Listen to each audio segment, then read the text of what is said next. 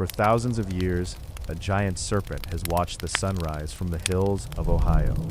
And every summer solstice, the sun aligns perfectly with its head. A mystery ancient America still cannot fully explain. Long before telescopes, History remembers empires. Midnight Relics remembers what they buried. for thousands of years, it has watched the sunrise, silent, coiled across a hilltop in southern Ohio, like something left behind by another world.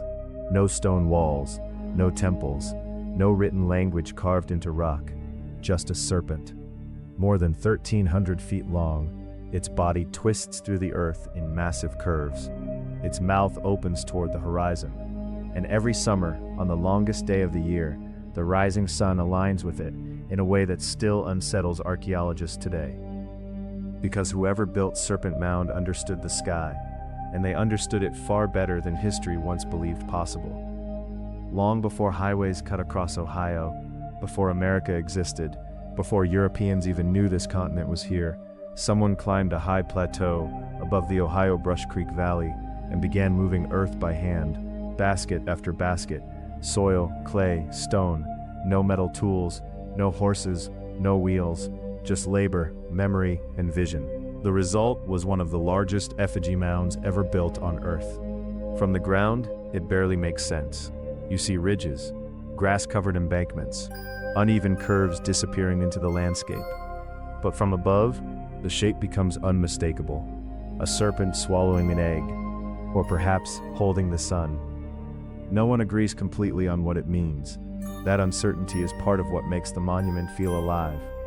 For decades, historians believed the mound was built by the Adena culture, an ancient society known for burial mounds and ceremonial earthworks across the Ohio Valley.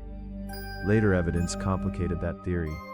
Radiocarbon dating suggested another culture may have built or rebuilt the mound around 1070 AD, the Fort Ancient people. But even that answer opened new mysteries, because Serpent Mound was not random. Its curves appear intentional, its placement deliberate, and its relationship to the heavens is almost impossible to ignore. At sunset during the summer solstice, the sun appears to align with the serpent's head. Other curves within the mound point toward lunar phases and solar events. Researchers have debated the exact alignments for decades, but most agree on one thing. The builders were watching the sky, carefully, repeatedly, for generations. That realization changed everything. For much of modern history, ancient North American civilizations were wrongly portrayed as primitive societies, disconnected from mathematics, astronomy, or engineering. Serpent Mound shattered that assumption. Because astronomical alignment is not accidental on this scale, to mark a solstice accurately, people must observe the horizon year after year. They must track seasonal movement. They must preserve knowledge across generations. That requires organization, memory, and science, even if it wasn't written in books. The more archaeologists studied ancient earthworks across North America, the stranger the picture became. Ohio alone once contained thousands of mounds and geometric enclosures. Circles, octagons, squares aligned to celestial events. Some sites tracked lunar cycles with astonishing precision. Others were positioned according to solar movements that repeated only over decades. These were not isolated constructions. They were part of an intellectual tradition stretching across centuries, and yet, most of the people who built them left behind no written records. No kings carved into monuments, no surviving libraries, no official names for the architects. Their knowledge survived only in earth, fragile earth, which makes what happened next even more tragic. By the 1800s, settlers were plowing through ancient mounds across the American Midwest at terrifying speed. Entire ceremonial complexes vanished beneath farms, roads, and cities. Some were looted for artifacts. Others were flattened because they interrupted railroad construction. Ancient geometry disappeared under concrete. By the time archaeology became a serious science, much had already been destroyed forever. Serpent Mound survived almost by accident. In the late 19th century, a small group of preservationists realized the site was extraordinary. If they had acted a few years later, the mound might have been erased like countless others. Today, visitors walk quietly along its edges, staring down at curves shaped nearly 1,000 years ago, or perhaps even earlier. And still, no one knows exactly why it was built. Some researchers believe the serpent symbolized fertility or rebirth. Others think it represented celestial cycles, eclipses, or cosmic power. One theory suggests the mound was constructed after a nearby comet impact, as part of a spiritual response to catastrophe. Another argues it served as a sacred pilgrimage site, where ceremonies connected the movements of the heavens to life on Earth. The truth may be stranger than any single explanation, because ancient societies rarely separated astronomy from religion. To them, the sky was not science alone, it was destiny. The serpent itself appears again and again across human civilization. In Mesoamerica, feathered serpents became gods tied to the stars. In ancient Asia, dragons represented cosmic forces moving through the heavens. In Europe and the Near East, serpents guarded sacred knowledge and eternal cycles. Again and again across continents separated by oceans, humanity looked upward and imagined something long, powerful, and alive moving through the sky. Perhaps Serpent Mound was part of that same instinct, an attempt to connect Earth to the cosmos using the only material available, the land itself. There is another unsettling detail. The mound was built on the rim of an ancient crater created hundreds of millions of years ago by a meteor impact. The plateau beneath the serpent is not ordinary ground. It is fractured earth, formed by violence from space.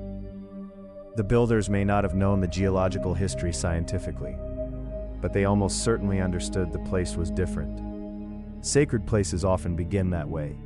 A strange hill, an unusual spring, a location that feels charged with meaning long before anyone understands why.